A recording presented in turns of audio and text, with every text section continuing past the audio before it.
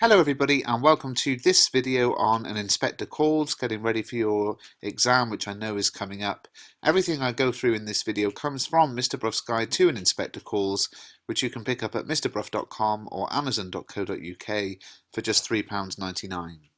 So in today's video I want to look at the theme that many of you know about, but I want to look at why it's so important, which is the theme of age, the old versus the young, as you can see in this picture. As their guilt is revealed, there's a clear division between those characters who accept responsibility for their actions and those who do not. And one of the clear dividing lines between the two groups is their age. Now, of course, Sheila and Eric are the youngest characters. They both accept that they've had a part to play in Eva Smith's death, and they clearly regret their actions. Their words and the stage directions both ensure their sorrow is clear. Sheila says, "I behaved badly, I'm ashamed of it." But even more importantly, the stage directions suggest that she look as if she's been crying. Now this is really important because one of the things, as I've talked about in this series before, that the exam board are very keen on is for you to make it clear in your exam answer that you know you are studying a play. Many students write about this play in exactly the same way that they would write about a novel, and a play is different, and one of the easy ways to achieve that is to write about the stage directions. So really make sure as you go into the exam that you're familiar with the stage directions. You know, they're there for a reason. They're probably more important than some of the dialogue because they are, of course, the playwright's stipulation of exactly what should be happening at the time. And they're not just for any old reason, they're really important. Now Eric himself says, "You lot may be letting yourselves out nicely, but I can't, nor can Mother, we did her in all right."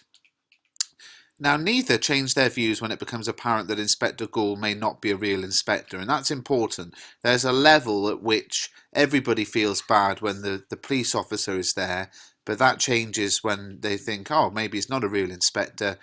Some people seem to think, oh, it doesn't matter then. But these two young characters feel remorse even when it is first reported that no girl has been brought into the infirmary having committed suicide.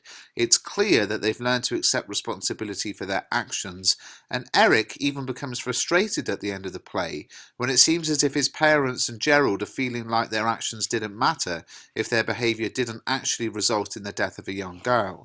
"You lot may be letting yourselves out nicely, but I can't, nor can Mother, we did her in all right." Now Gerald is slightly older than Sheila and Eric and does accept some responsibility for his actions, particularly when he's being questioned by the inspector. He says, "She didn't blame me at all, I wish to God she had now." But despite this, at the end of the play, he's keen to believe everything's all right now. And the greatest contrast, as you all know, in the attitude can be seen between the siblings Sheila and Eric and their parents, Mr. and Mrs. Burling. Mr. and Mrs. Burling refuse to accept that they are even partly to blame for the tragedy.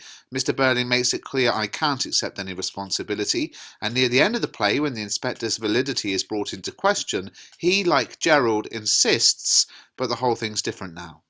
Mrs. Burling similarly refuses to feel guilty about her involvement. "I told him quite plainly that I thought I had done no more than my duty."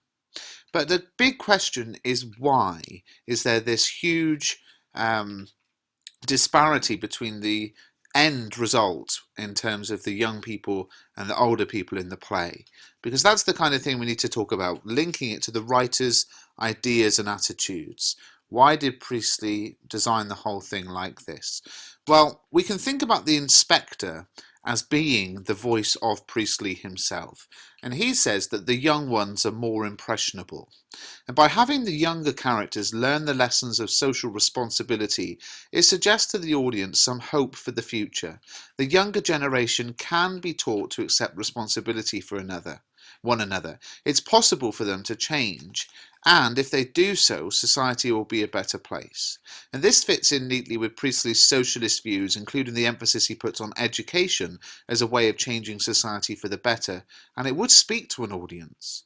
We mustn't forget that when the play was first performed, the audience members had just experienced World War II, so would be likely to be keen for a compassionate society where people look out for one another and take responsibility for their actions. Similarly, after World War II, the audience would be in a very retrospective mood, thinking, what have we done wrong? How can we improve? And the message here is clearly, look, you might have these feelings and these attitudes ingrained in you, but your children, the youth of today, the next generation, it is possible to change. It is possible to educate them and make them better people. Guys, if you found this video useful, please do give it a thumbs up and subscribe to the channel.